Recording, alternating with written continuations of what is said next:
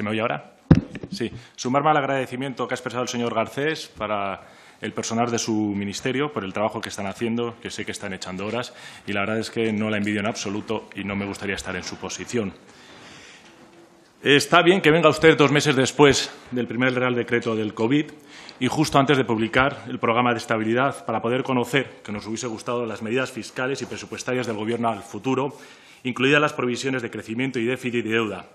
El Ministerio de Hacienda es muy importante, lo centraliza todo y en la última instancia, y creo que es la última en comparecer en una comisión, pero nunca es tarde o sí. La economía española se adentra en la mayor contracción económica de su historia, solo comparable en términos de caídas del PIB a la registrada en 1898, con la pérdida de los últimos jirones del imperio y a la ocasionada por la guerra civil. Sin duda, un shock derivado del COVID que no era previsible y, en consecuencia, tampoco lo era el brutal impacto que una pandemia iba a tener sobre los equilibrios macroeconómicos, sobre la actividad productiva y sobre el empleo. Sin embargo, era evidente que la política económica desplegada por este Gobierno no solo no corregía las fragilidades de la economía española, sino que aumentaba su vulnerabilidad ante cualquier perturbación interna o externa. Este panorama era especialmente claro en el ámbito fiscal y presupuestario, en el que la actuación del Gobierno ha dado muestras de una absoluta irresponsabilidad, permítame. Usted, señora Montero, no han aprovechado la persistencia del ciclo expansivo para garantizar la sostenibilidad de las finanzas públicas, lo que implicaba o implica un plan consistente para reducir el déficit y la deuda en las administraciones públicas. Al contrario, todas sus declaraciones y acciones han ido en la dirección contraria. Han incrementado partidas de gasto que tienen un efecto alcista directo sobre el déficit estructural que se situaba antes de la crisis alrededor del 3% del PIB, el más alto de los países de la OCDE, y pretenden seguir haciéndolo con la introducción de nuevos programas como el ingreso mínimo vital. Cuando la economía se derrumba, el déficit público se va a disparar y la deuda superará con amplitud el 100% del PIB en el año 2020, o díganos lo contrario. España llega a este singular desastre de 2020 con unas finanzas públicas sin margen alguno de maniobra y con una pérdida de credibilidad absoluta del gabinete, y esto es importante, en las materias que están bajo su competencia. Prueba de ello ha sido la revisión al alza por Eurostat de los datos de déficit de 2019, remitidos por el Gobierno a Bruselas, que son solo una prueba más de la falta de rigor y de consistencia de su política. Que uno de los grandes estados de la Unión Europea y la 13ª economía del mundo se haya visto desacreditada de esta manera resulta sencillamente vergonzoso. Ahora se escudan en la crisis que se inicia para justificar su pésima gestión financiera, cuando ésta se ve agravada por los errores que han cometido a lo largo de los 2 últimos años. La descalificación de la política fiscal y presupuestaria de este Gobierno desborda lo político, lo ideológico o lo mediático. Es una cuestión puramente técnica. Y es que ustedes han renunciado a poner en marcha las medidas que permitían reconducir las finanzas públicas a una senda sostenible, y esta trayectoria se ha acelerado y agravado con el shock provocado por el coronavirus. Ahora el endeudamiento del sector público se les va a disparar. Y ahora sí, sus intereses ideológicos les impiden tomar las decisiones necesarias para evitar una crisis fiscal. Señora Montero, usted debería saber que la combinación de una deuda plena, en plena carrera alcista, unida a una recesión económica que será difícil superar a corto plazo, terminan en un colapso de las finanzas públicas, porque los inversores acaban perdiendo su confianza en la capacidad del Gobierno para pagar sus obligaciones. La política de este Gobierno pone en cuestión la solvencia del Estado y conduce de manera inevitable al colapso financiero de las administraciones públicas. A usted solo le salva de la bancarrota la red de seguridad proporcionada por el Banco Central Europeo, pero aún así, el diferencial, la prima de riesgo española se ha ensanchado, usted misma lo ha dicho, y lo seguirá haciendo en el horizonte del medio-largo plazo. Esto muestra de una manera contundente la desconfianza de los mercados en su política. Si no formásemos parte de la Unión Monetaria, España hubiese sufrido ya una crisis de deuda soberana. Gracias a Dios estamos en el euro y esto les impide de momento argentinizarnos. Su incapacidad, su falta de voluntad de presentar un plan creíble de consolidación presupuestaria, a lo mejor nos sorprende esta tarde, a medio plazo pone su futuro y el de España en manos de nuestros socios europeos. Ustedes piden solidaridad cuando han incumplido de manera sistemática las normas del club del cual formamos parte. En la precrisis, ignoraron las recomendaciones y advertencias de la Comisión Europea para que pusieran en orden las cuentas públicas y ahora piden ayuda para que nuestros socios financien su irresponsabilidad y además lo hagan gratis. ¿Qué autoridad moral, qué legitimidad tienen para que alguien confíe en ustedes? Han hecho del engaño una política y del chantaje una bandera. Su actitud recuerda a la de aquellos países de lo que se llamaba el tercer mundo, liderados por sus homólogos ideológicos, cuando exigían a Occidente que les ayudase para seguir incidiendo en el error, para financiar su incompetencia y su falta de responsabilidad.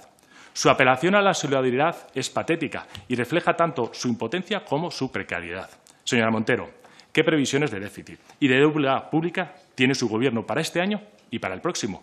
¿Cómo pretende corregir esos desequilibrios en el corto o medio plazo con una economía que probablemente presente un perfil cíclico en L?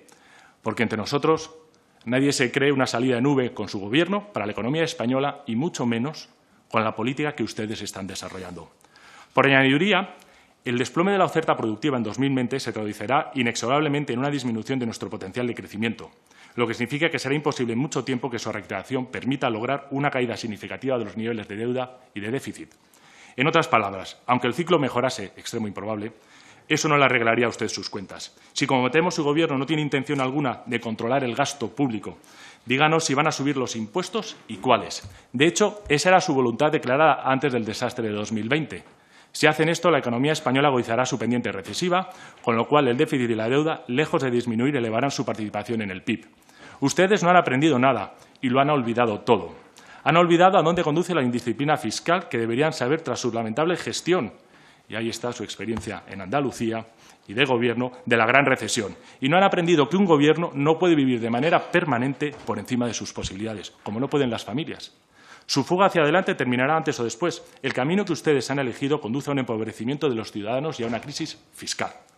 En su discurso de presentación del presupuesto de 1995, el ministro canadiense de Finanzas afirmó lo siguiente: la deuda y el déficit no son una invención ideológica, son un hecho aritmético. Su gravedad, de hecho, se agrava con el interés compuesto. Esta evidencia no tiene importancia alguna para ustedes, ni la ha tenido nunca. España no se merece un Gobierno como este y, perdóneme que se lo diga, ni un ministro de Hacienda como usted. No es nada personal, por supuesto, señoría, sino la constatación de que ustedes no saben cómo abordar y superar una coyuntura como esta. Si persisten en esta línea, España corre el riesgo de ser intervenida. Nadie les va a suministrar dinero fresco, sin condiciones y por tiempo indefinido. Ustedes carecen de credibilidad y, por tanto, no generan confianza, dos cosas importantísimas. Esta es algo que cuesta mucho conseguir y se pierde en un instante. No es este partido de la leal oposición de Su Majestad o las otras fuerzas opositoras de esta Cámara los que dicen que su política económica conduce a un callejón sin salida. Esta es una postura unánime en el mundo empresarial, en el consenso de los analistas, en los inversores y en la gran mayoría de la sociedad española. Su actuación solo la respaldan los amigos de sus compañeros de viaje, Unidas Podemos, que sin duda no constituyen una garantía de solvencia y una fuente inspiradora de confianza.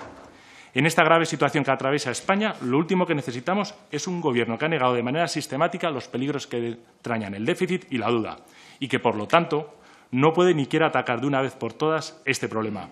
Usted, como Escarlata O'Hara, en lo que el viento se llevó, ha hecho suyo el lema de mañana será otro día. Sin embargo, ese mañana es ya el presente y este pinta negro para la economía española. A pesar de que el Gobierno no está haciendo sus deberes, pretende que sea la Unión Europea quien nos salve de la crisis. Pero claro, Europa estudia los datos que usted le remite, los que le van a remitir, y tienen serias dudas, tanto como los españoles. Ahora dicen ustedes que Europa es mala. ¿Y quién es bueno? ¿Su Gobierno? Buscan un enemigo exterior para camuflar sus chapizas. Y ustedes y los comunistas piden ayudar a Bruselas porque se lo han gastado todo en su bienestar político.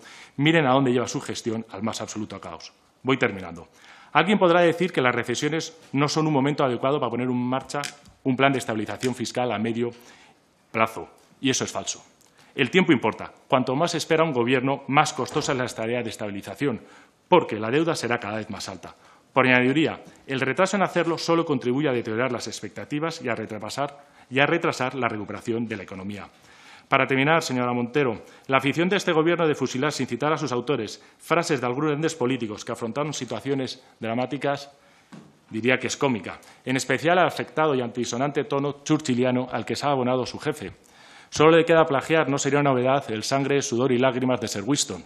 Pero siempre se le olvida añadir que esa proclama tenía un objetivo que ustedes nunca podrán alcanzar, la victoria.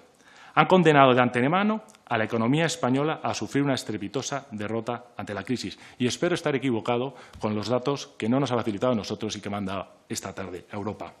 Me gustaría saber también, en su Junta de Contratación Centralizada, ¿Cuántos test PCR se han exportado producidos en España? ¿Por qué no los hemos comprado aquí?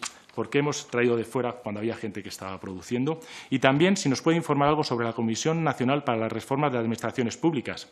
¿Qué actividades tuvo en el año 2019 y cuáles están previstas que tengan para el año 2020? ¿Qué ahorros se han obtenido en esta comisión o con el trabajo de esta comisión en dicha comisión? Nada más. Muchas gracias. Muchas gracias. Por el Grupo Parlamentario Ciudadanos tiene la palabra.